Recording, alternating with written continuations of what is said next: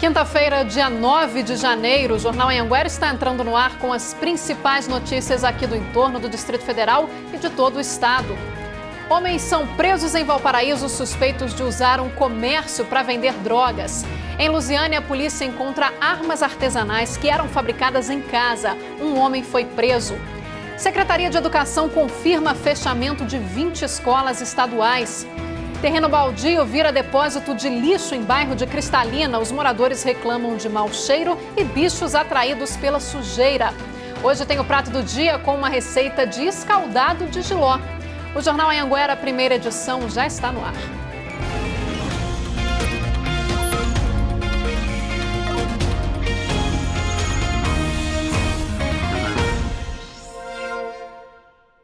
Olá, muito boa tarde para você. 2 homens foram presos em Valparaíso suspeitos de usar uma distribuidora de bebidas como ponto de venda de drogas. Foi por uma denúncia anônima que os policiais descobriram o caso. Os suspeitos foram presos em flagrante. A distribuidora fica no bairro Vila Isabel e, de acordo com a polícia, servia apenas de fachada. No local foram encontrados celulares, porções de drogas e dinheiro vindo do tráfico. Os suspeitos foram encaminhados para o presídio de Sucupira, lá em Valparaíso. E policiais da Rotam prenderam um homem suspeito de fabricar armas aqui em Lusiânia. O homem foi preso depois de uma denúncia anônima. Na casa dele, que fica no Jardim São Paulo, os policiais encontraram 7 armas fabricadas de forma artesanal, de vários calibres. Os agentes também apreenderam munição. O homem foi levado para a delegacia e deve responder por posse ilegal de armas. E 4 policiais da Rotam ficaram feridos em uma perseguição na BR-060. Um deles permanece internado. A ação terminou com 2 suspeitos de roubo de carro mortos na troca de tiros.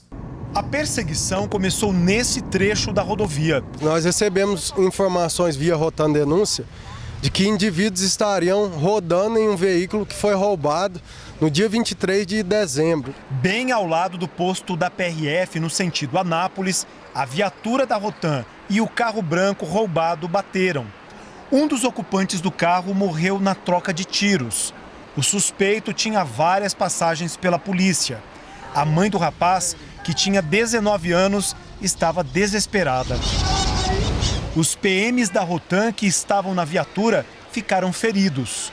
O cinegrafista Edivaldo Salvador registrou com exclusividade o momento em que os policiais chegavam no Hospital de Urgências de Goiânia, um deles em estado grave.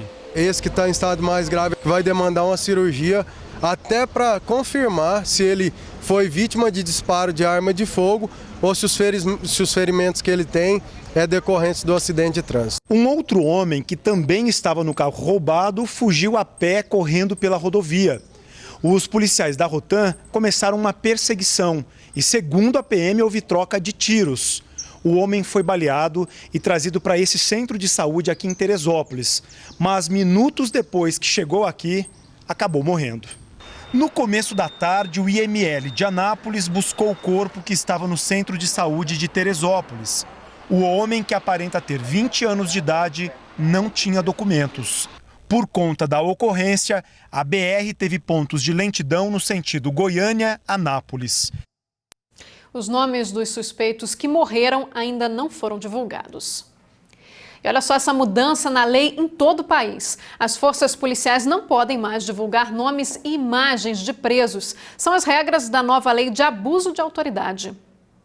Você deve estar acostumado a ver cenas como essas depois de operações. Mas olha, isso acabou. Agora tem uma nova regra sobre essa divulgação de prisões. Segundo a Polícia Civil, não vai ser mais exibida a imagem de detentos, mesmo que de costas ou com um borrão no rosto.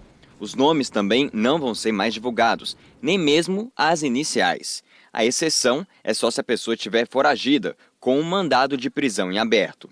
A medida é para se adequar à nova lei de abuso de autoridade, que passou a valer agora na última sexta. A lei foi criada para que sejam evitados excessos.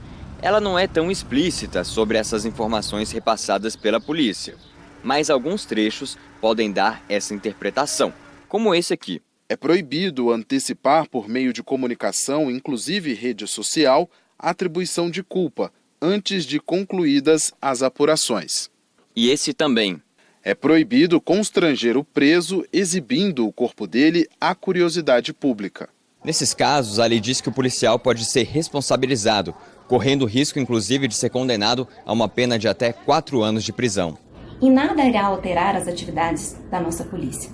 Entretanto, essa divulgação sempre se fez a bem e ao interesse da investigação, como forma de aclarar e de buscar novos elementos e se chegar a novas vítimas e autores de crimes. A lei de abuso de autoridade foi aprovada pelo Congresso em agosto do ano passado. O relator do projeto na Câmara, o deputado Ricardo Barros, do PP, comentou a nova orientação das polícias daqui da capital. Está correto. Nem sempre um preso será condenado. Logo, há possibilidade de processo em caso de exposição da imagem.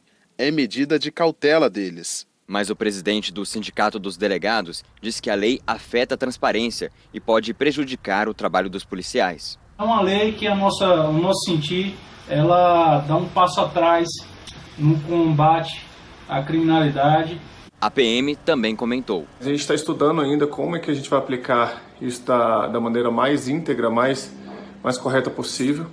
Mas a princípio a gente não está passando imagens do preso, nem nome, nem nenhum dado do preso. Mudando agora de assunto, janeiro é considerado pelo Ministério da Saúde o mês de conscientização da saúde mental. Você vai ver agora a história de um homem que conseguiu superar esse problema depois de passar por tratamentos e mudar os hábitos. Edson de Souza, 37 anos, casado, pai de uma menina de 1 ano, mestre de obras e agora futuro estudante de Direito. Uma rotina normal, como a de muitas pessoas, mas nem sempre foi assim. Há 15 anos, Edson percebeu que algo estava errado. Angústia, eu vivia estressado na época, eu vivia muito deprimido, hoje chama deprimido, mas na época era conhecido como louco. Do Maranhão, Edson se mudou para o Distrito Federal. Longe dos amigos e da família, a rotina foi ficando mais pesada. Em 2014, ele conheceu a esposa, que se tornou um refúgio. Anos depois, mais um momento de dificuldade. A esposa de Edson adoeceu e precisou realizar todo o tratamento em outra cidade. A família dele o levou para a cidade ocidental. Eu escutava vozes, eu via vulto dentro de casa, conversava com as pessoas. Eu estava numa situação muito difícil. Foi quando Edson menos esperava que a ajuda chegou. Através de uma ação de saúde, em Cidade Ocidental, ele recebeu auxílio psiquiátrico e deu início aos tratamentos. Foram 12 medicamentos diferentes por dia.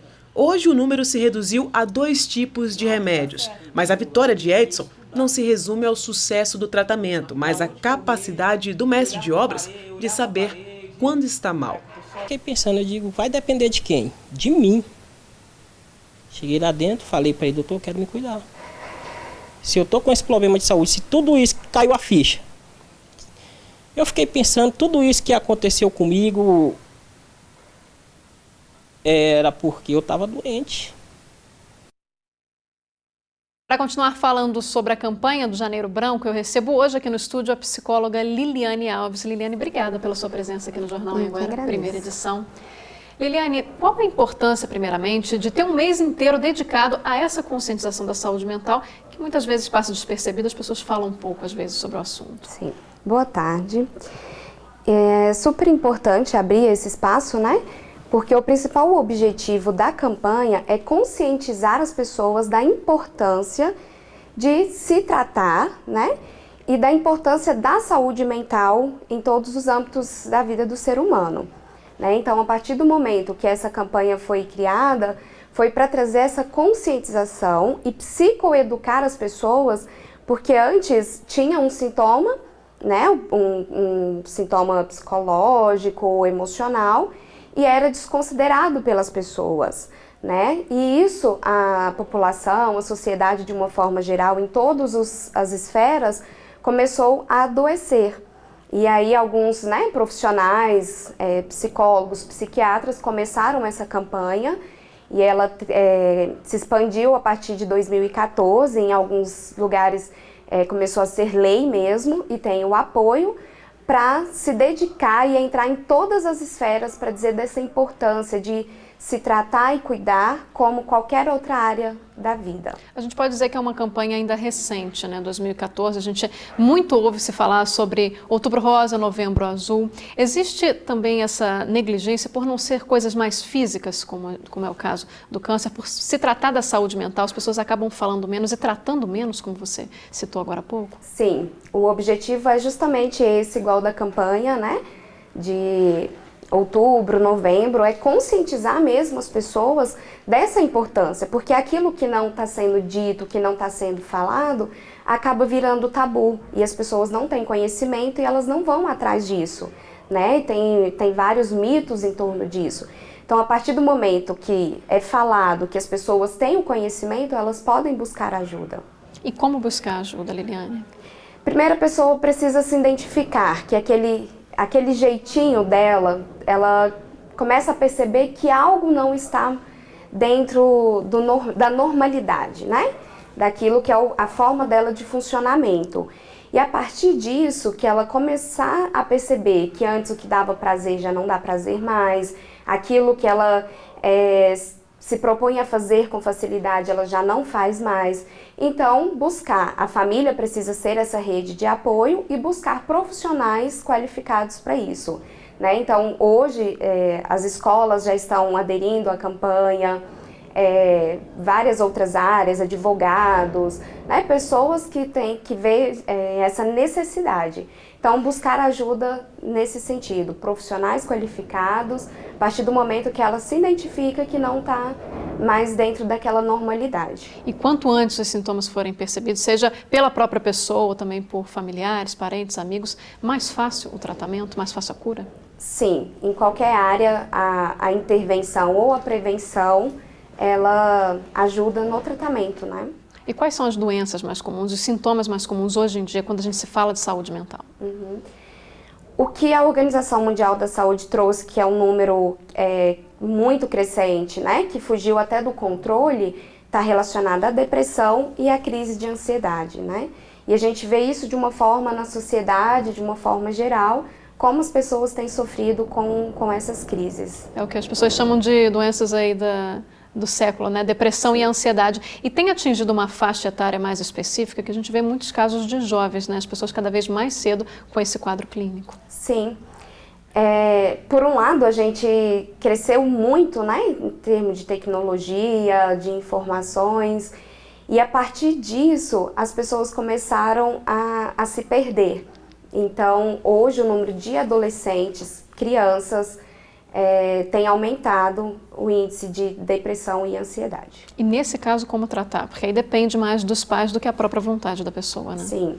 E aí os pais identificar também esse jeito, né? Criança que não quer sair, que não quer interagir, socializar. E aí os pais precisam procurar psicólogos, até mesmo manifesta na escola, né?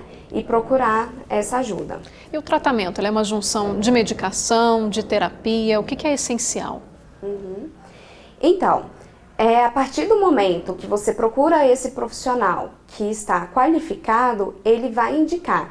Geralmente é conjunto, né? A psicoterapia, encaminhamento para psiquiatra, neuro, isso vai depender muito de uma avaliação multiprofissional. Liliane, vou pedir para você continuar aqui com a gente, que no próximo bloco a gente volta a falar sobre esse assunto. Inclusive, quem estiver em casa, tiver alguma dúvida, quiser mandar perguntas aqui para a gente, nosso WhatsApp, você já conhece, 984424000, que a Liliane, psicóloga, responde as perguntas já no próximo bloco. Obrigada, Liliane. O Jornal Anhanguera vai agora para um rápido intervalo. Você vai ver ainda nessa edição que um lote que fica em um bairro de Cristalina se transformou em um verdadeiro lixão e isso está provocando vários transtornos para os moradores lá daquela região. Está procurando emprego? Você vai ver que tem vagas para alguns setores aqui na nossa região. Não saia daí que a gente volta já.